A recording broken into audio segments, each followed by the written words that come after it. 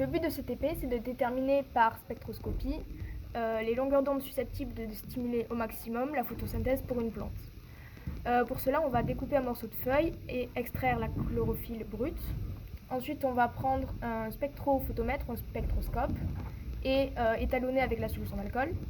Puis faire la spectroscopie de la chlorophylle brute afin d'observer le spectre d'absorption et déterminer quelle longueur d'onde la solution absorbe. Le témoin, donc, ça va être la solution d'alcool avec laquelle on va étalonner. On va tester l'absorbance, donc les longueurs d'onde absorbées par la chlorophylle. Et les résultats attendus sont si certaines longueurs d'onde ne sont pas visibles sur le spectre, ça veut dire qu'elles ont été absorbées par la chlorophylle et qu'elles permettent de stimuler la photosynthèse. Si au contraire toutes les longueurs d'onde sont visibles, ça veut dire que la chlorophylle n'absorbe pas dans le visible et que les longueurs d'onde stimulant la photosynthèse sont en dehors du spectre visible. Pour cela, donc, on va utiliser un spectroscope. Ici, on n'a pas besoin d'étalonner. Donc, on va mettre une solution de chlorophylle dans un tube et on va observer par ce trou le spectre d'absorption.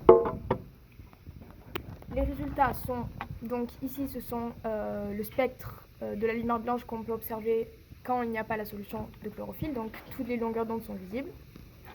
Et ici, c'est le spectre d'absorption de la solution de chlorophylle brute. On voit que les longueurs d'onde de 400 à 500 nanomètres et de 700 à 800 sont invisibles, ça veut dire qu'elles ont été absorbées par la chlorophylle brute. Et donc avec ces observations, on sait aussi que la chlorophylle absorbe les radiations actives lors de la photosynthèse.